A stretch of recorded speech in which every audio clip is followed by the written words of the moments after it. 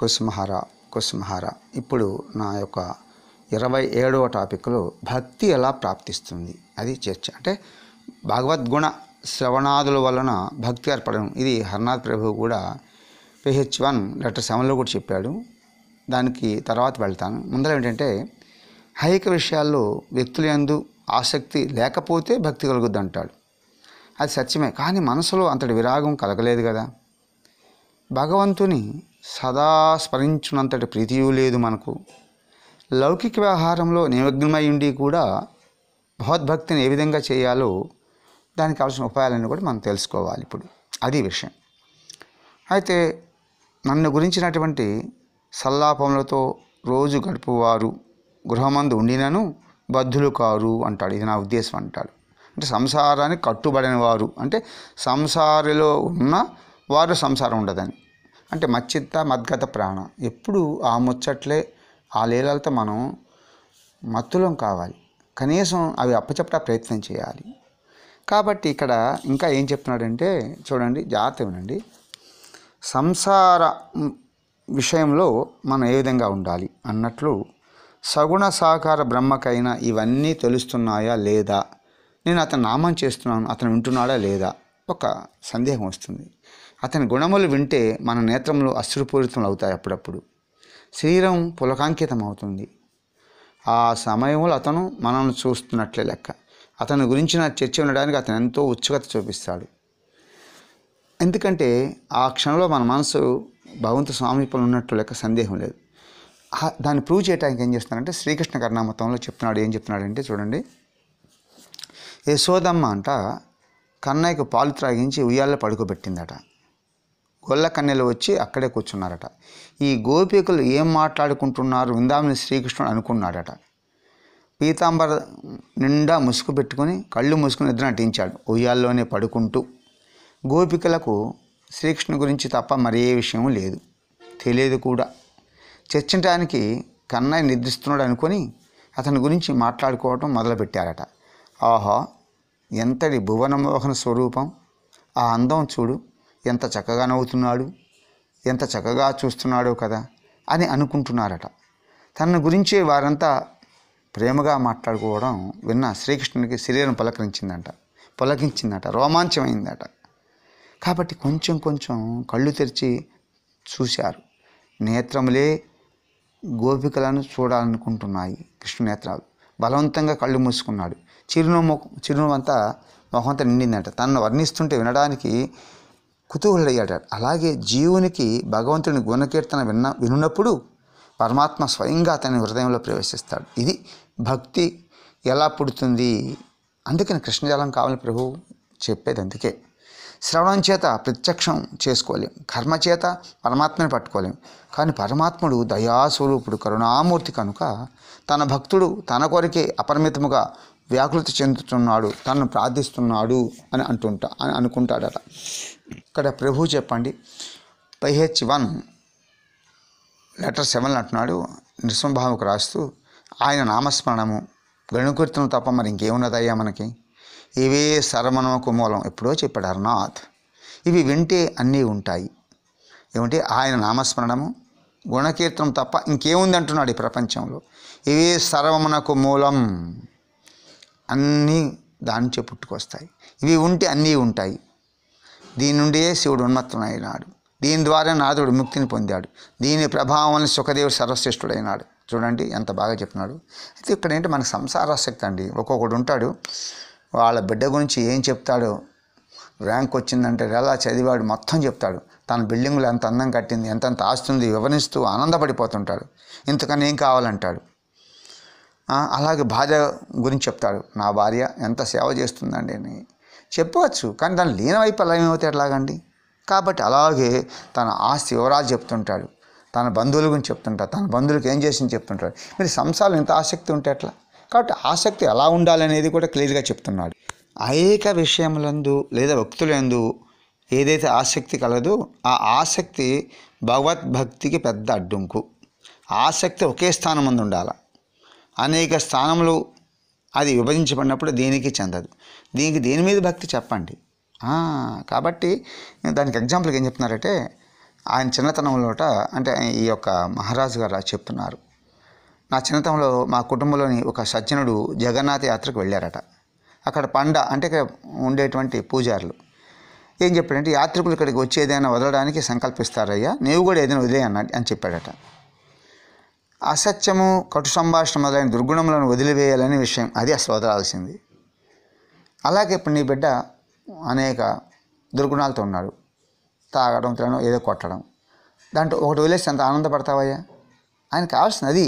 అట్లా సరే ఏం చెప్పాడు, ఒక దుర్గుణాలు వదిలివేయాలనే విషయం అతనికి చెప్పాడు. కానీ అతనికి అది తోచట్ల. పాలు, పెరుగు, నెయ్యి మొదలగు మంచి మంచి ఆహార పదార్థం వదలలేదు. సరే గుమ్మడికాయ వదులుదామంటే అతను అనుకున్నాడు, అదే ఏమైనా శుభకార్యంలో మరి ఎవరైనా భోజనానికి ఆహ్వానిస్తే సంతర్పణలో తీయ గుమ్మడికాయ వాడతారా, అది అట్లా వదిలేదు అనుకొని ఏం చేశాడు, ఆలోచించి చివరికి ఏం చేశాడు, మేడిపండుని వదిలాడట. ఏమిటి, మేడిపండు తినే అవసరం కలదు కదా అని. చూడండి, భగవంత్ సన్నిధిలో అటువంటి ఫలమును వదలడానికి నిశ్చయించాడంటే అతని మనసు సంసార విషయ ఆసక్తి పడి ఎంత దృఢమో తెలుస్తుంది. చూడండి, అందుకే గంగలో వదలమంటారు, ఆ తోటకూర ఏం చేసుకుంటారండి ప్రభు అంటే ఏమిటి, నేను ఈ గుణం వదిలేస్తున్నాను, ఈ చెడు గుణం, ఆ దుస్సంగం వదిలేయమన్నాడు. ఇక నేను ముట్టను అనడానికి సింబాలిక్గా ఒక తోటకూర, ఒక ఏదోటి వదలాల. అందుకనే జ్ఞానగంగలో మునగాలి మనం, అది కనుక మరి అలాగే మరి చూడండి, ఈ మనం భగవద్భక్తి ఎలా కలగాలంటే ఏవి అడ్డంకులో క్లియర్గా చెప్తున్నాడు. అలాగే 3 లెటర్లు 50లో కూడా చెప్పాడు. పరమాత్మని మన మనసులో నివసించడానికి, మన హృదయంలో నివసించడానికి ఆహ్వానిస్తాం, కానీ మన మనసు అంతా చెత్త చెదారంతో నింపుకున్నాం. అప్పుడు పరమాత్మ వచ్చి ఎక్కడ కూర్చుంటాడయ్యా? అందువల్ల విషయశక్తిని విడిచేయమంటున్నాడు. నీ మనస్సు అనే ఆ భవనంలో అంటే అతని నివాసం, అది అతని హృదయంలో మరి శుభ్రపరచవయ్యా. అవ్యావృత భజనాతాత్ అంటాడు. భజన విడవకూడదు, విడిస్తే అసూయ ప్రవృత్తులు మనలో ప్రవేశిస్తాయి, భూతాలు నివసిస్తాయి. అది కాబట్టి ఇప్పుడు ఆవృతం, దానికి ఆపోజిట్ వ్యావృతం అంటాడు. వ్యావృతం అంటే మెనకు మరలేనిది అర్థం.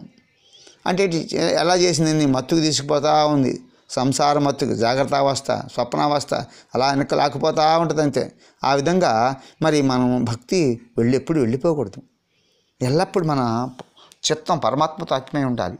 భగవాన్ని మర్చిపోవడం అంటే ఏమిటి, కామాదులు మన మనసులో ప్రవేశించడం, ఇవే ఆత్మ వినాశంలో కారణములు. నీవు భగవదంశవు, నిత్య కృష్ణదాసివయ్యా, కామక్రోధాల చక్రంలో పడిపోతున్నావు అంటే నీ స్వరూపం నాశనం అయిపోయింది, అదే కారణం అంటూ నొక్కి వక్కాణిస్తున్నారు. ప్రభు కూడా చూడండి 3లో 1 లెటర్ ఆఫీస్ చక్కగా చూడండి ఎంత బాగా చెప్తున్నాడు. అయ్యా ఒక్కటే నాకు తెలిసింది, అదేమంటే గొప్పవారిని ఎవరైనా మనం మన ఇంటికి ఆహ్వానించినప్పుడు ముందుగా మన ఇంటిని లోపల బయట పరిశుభ్రం చేసుకుని అలంకరిస్తాం. అంతేకాదు ఆయన ఎలా గౌరవించాలి, ఎలా ఆదరించాలి, ఏమేమి శ్రద్ధలు తీసుకోవాలి, వాటి కోసం ఏం ప్రయత్నాలు చేయాలని వాటి గురించి సదా ఆలోచిస్తుంటాం. ఒక మంత్రిని ఇన్వైట్ చేస్తాం, లేదా ఒక మంచి మహాస్వామిని ఇన్వైట్ చేస్తాం. ఆయనకి ఏమి ఇష్టము, ఏమేమి కావాలి అని సదా ఆలోచిస్తాం లేదా? ఏది మన ఇంటికి ఆహ్వానించినప్పుడు. అట్లాగే కృష్ణుడు తెచ్చుకునే ముందు అంటే లోపల ఆయన వచ్చే వరకు స్వగృహం అంటే ఏది, స్వగృహం అంటే ఆయన గృహం, ఇది నీ హృదయం అని అర్థం. బహిరంత్రములు పూర్తిగా పరిశుద్ధి చేయాలి. దాంతోపాటు రెయింబౌళ్ళు ఆయన గురించి చింతనలో నిమగ్నం అవ్వాలి. చూడండి ఎంత బాగా చెప్తున్నాడు. ఆయనకి నచ్చిన ఒకరిద్దరిని తోడుగా ఉంచుకోవాలి, నీకు నచ్చిన వాళ్ళు కాదు, ఆయనకు నచ్చిన వాళ్ళని. ఉదాహరణకి మనకు అర్థం కావడానికి తమాషా చెప్పుకుందాం.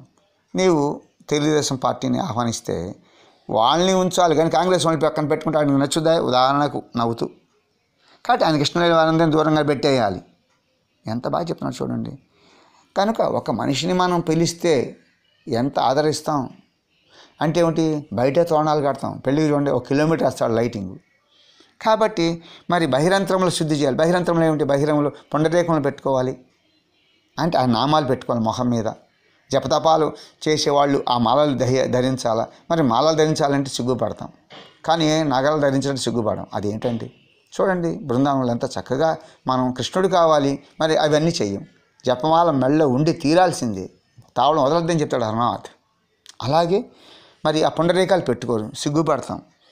ఇస్కాన్కి వెళ్ళండి, మనం సిగ్గుపడతాం. వాళ్ళు చూడండి ఎంత చక్కగా ఆ పుండరీకాలు పెట్టుకుంటారు, ఇంత పొడుగు గంధపొట్లు మొహం నిండా పెట్టుకుంటారు. మనం పెట్టుకొని తిరగమంటే వాళ్ళు తిరుగుతారు. మరి కృష్ణుడు కావాలంటే బహిరంతులు శుద్ధి చేయాలి కదా అంటున్నారు. రేంబళ్ళు గురించి అది చింతన చేయమంటున్నాడు. మనం ఒక మనిషి మన ఇంటికి వస్తున్నాడంటే పెళ్ళికి మనం ఎంత ఆలోచిస్తాం, మరి అంత ఆలోచన చేయట్లేదు కదా. ఇంకా ఏం చెప్పాడు, ఆయన కృష్ణుడిని దూరంగా పెట్టామన్నాడు. మనం చేస్తాం, చెత్త సామాన్లు అంతా చూస్తాం, పక్కన పడేస్తాం. అవన్నీ మనకి తెలుసు, కానీ ఆచరణ చేయట్లేదు. మరి భక్తుడు కావాలి, భగవంతుడు కావాలంటే ఎట్లాగండి? ఆయన తృప్తి కోసం మీరు కూడా దయామయులు కావాలంటున్నాడు. చూడండి, పేదవారిని దుఃఖితులను కష్టాన్ని చూసి మీరు ఆనందొద్ద పడాలంటున్నాడు. అట్లాగే ఇంకేమనుకోవాలంట, పృథ్వీ అనేది కేవలం పగలంతా ప్రయాణం చేసి బాటసార్ సత్రం వంటిది. కేవలం విశ్రాంతి చేసుకుంటాకు వచ్చాము ఇక్కడ. ఏంటో విశ్రాంతి? ఆత్మకు విశ్రాంతి దొరికింది. ఆత్మకి ఇంకా తిరగదు, మనల్ని ఉండిపోయింది. దానికి మనం ఆహారం పెట్టాలి కదా.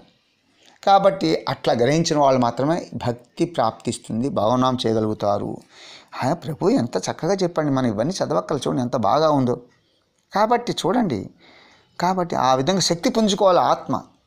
అప్పుడు మరి జన్మలో మనకి ప్రయాణం ఆనందంగా ఉంటుంది. ఇక్కడ కూడా చెప్పాడు, ఎవరైతే బాటసార్లు వివాదాలు పోకుండా హాయిగా నిద్రపోయి విశ్రాంతి తీసుకుంటారు, మరునాడు ప్రయాణం చాలా బాగుంటుంది కదా. ఆ విధంగా శక్తి పుంజుకొని మరునాడు ఉదయమే ఆనందంగా ప్రయాణం సాగిస్తారు. అంతేకాకుండా వృద్ధి ఉండగానే గమ్యస్థానాన్ని చేరుకుంటారు. అంటే ఏమిటి, మరో ఊర్లో గబాబా చీకటి పడకుండా ముందే చేరుకుంటారు. అప్పుడు బండ్లతో ప్రయాణం కాబట్టి మరి పులులు వెలుగుబంట్లు ఉంటాయి కాబట్టి భయం అనమాట. వాళ్ళకి ఇష్టమైన భద్రమైన చోటు చూసుకోగలుగుతారట. రాత్రంతా విశ్రాంతి తీసుకోకుండా అర్థం లేని పద్ధతులు వివాదంతో పోట్లాడుతూ గడిపేసామనుకోండి, మరి తత్పర్యవసానంగా మనం మరునాడు ఏం ప్రయాణం చేస్తామండి అంటే, ఈ విధంగా ఆత్మను క్షోభపెట్టి అందరితో దెబ్బలాడి ఆత్మ అలసిపోతే మరి జన్మ ప్రయాణం ఎలా ఉంటుందో చూసుకోండి. ఎంత బాగా చెప్తున్నాడు. నిరంతరం అకర్మణ్యులు అవుతాడు. ఏ పని చేయలేమంటే మరి జన్మకి ఏం చేస్తాం? అంతకన్నా చెడ్డది అసౌకర్యమైన స్థానాన్ని చేరుకుంటాం. లేదా ఏమిటి, ఏ యొక్క జిద్దు జన్మలోకి మనం దూరాల్సి వస్తుంది. ఎంత బాగా చెప్తున్నాడు చూడండి, ఎంత బాగా అద్భుతంగా అరుణాథుడు వివరిస్తున్నాడు. శ్రీ చైతన్య మహాప్రభు ఇలా చెప్పారు, చేతో దర్పణ మధ్యవం భవ మహాదావాగ్ని నిర్వాపణం చెప్పాడు. చిత్తం ఒక దర్పణం వంటిదని చెప్తున్నాడు. దానిపై వాసనలేని మాలిన్యం చేరింది అంటున్నాడు. ఆ దర్పణం శుభ్రపరచున్నది, మాలిన్యమును పోగొట్టున్నది నామ సంకీర్తనే. సంసారం మహాదావాగ్ని అన్నాడు. అంటే ఏమిటి? దావ అనలము, అనలం అంటే అగ్ని, దావం అంటే ఏమిటి? ఒక అడవి అని, సంసారం అనే అడవి అంట. అక్కడ ఏమవుతుందంటే ఒక కొమ్మ రాసుకున్నప్పుడు అగ్ని పుట్టి ఆ అడవి ఎప్పుడు ఆరిపోదో తెలియదు. అది దావాగ్ని. అట్లాంటి అగ్నిలో కూడా వైష్ణవులు ఎంత చల్లగా జీవిస్తారంటే శీతలము వంటి ఎంత అట్లా ఆనందం పొందుతారు. ఎందుకంటే వాళ్ళకి సంసారం ఉండదు. వాళ్ళకి ఎప్పుడు కృష్ణనామస్మరణ శీతల జలంలో మునుగుతారు వాళ్ళు. అందుకని ఎప్పుడు తగులు వస్తాయో తెలియదు. అంటే ఒక కర్ర రాసుకుంటుంది, ఎప్పుడు ఎవరి మధ్య తగులు వస్తాయో అది రగిలి ఎప్పుడు ఆరిపోతే తెలియదు. అందుకే సంసారం మహాదావాగ్ని వంటి దాన్ని వర్ణించాడు. చూడండి ఎంత బాగా చెప్తాడు. దీనిలో పడిన జీవులు జన్మ మృత్యు దైహిక ఆధ్యాత్మిక తాపంతో భస్మం అయిపోతున్నారు. తాపము, సంసార తాపములు, త్రితాపాలు, ఈష్ణత్రయాలు, షడూర్ములు, ఎంత భయంకరమైంది సంసారం. ఈ దావాగ్నికి నామ సంకీర్తనయే చల్లార్చగలదు. సంసార మందిరి స్త్రీ పురుషులు అడవులోని వృక్షములు వంటి వారు. మీరు పరస్పరం వరుసుకుని చేడత హృదయములలో దావాగ్ని రగులుకుంటుంది. దానిని కూడా నామ సంకీర్తనే ఆర్పగలదు. కళ్యాణ కుముదిని నామ సంకీర్తనే వెన్నెలు వికసింపచేస్తుంది. విద్య అనే వధువు యొక్క జీవన భావనామమే అంటున్నాడు. బ్రహ్మ విద్య బ్రహ్మజ్ఞానం కలిగించు జీవితంలో నామం ఎల్లప్పుడూ కనుక ఉంటే ఆ విద్యను సాధవ అంటారు. లేదా అవిద్యను విధవగా తెలుసుకోవాలి. అవిద్య అన్నమాట. నామస్పృహలైన యొక్క జీవితాన్ని విధవగా తెలుసుకోమంటున్నాడు ఇక్కడ. బ్రహ్మ విద్యకు భగవన్నామే సౌభాగ్య చిహ్నము. భగవన్నామ సంకీర్తన అడుగడుగున ఆనంద తరాగాలతో రోళ్యానమం చేస్తుంది. ఆ ఆనంద సముద్రంలో చిత్తం ఎల్లప్పుడు మునకల వేస్తుండాలి. అర్నాథుడు చెప్పాడు, sing the name of the lord. మునగాలంటాడు. మునిగితే పైన నామం, కింద నామం, చుట్టుపక్కల ఎలా నీళ్లు ఉంటాయి అట్లా. ఈ విధంగా శ్రీకృష్ణనామం జీవితంలో దిగ్విజయంగా వ్యాప్తి చెందాలి. కాబట్టి ప్రభు, నేను నామ చేస్తున్న సమయంలో నా నయములు అశ్రుపూరితలో ఎప్పుడవుతాయి ప్రభు? వాక్కు ఎప్పుడు గద్గదమవుతుంది ప్రభు? కంఠముతో ఎప్పుడు నిండిపోతుంది అప్పుడు? చూడండి చెప్తాను, నయనం గల అశ్రుధారయ వచనం గద్గద హృదయ. చెప్పాడు గర్వం శిష్టాష్టకం చెప్పాడు. ఈ విధంగా సంసారంలో వ్యవహారం చేయొచ్చు, ఇంటిలో ఉంటూ సమాజం మెలుగుతూ భగవన్నామం శ్రద్ధగా ప్రయత్నపూర్వకంగా శ్రవణం కీర్తనం చేయుచున్నాడు. అలా భగవత్ ప్రాప్తి ఇస్తుంది అని చెప్తున్నాడు. మార్గాలు ఎన్నో చెప్పారు. కుసుమహర కుసుమహర కుసుమ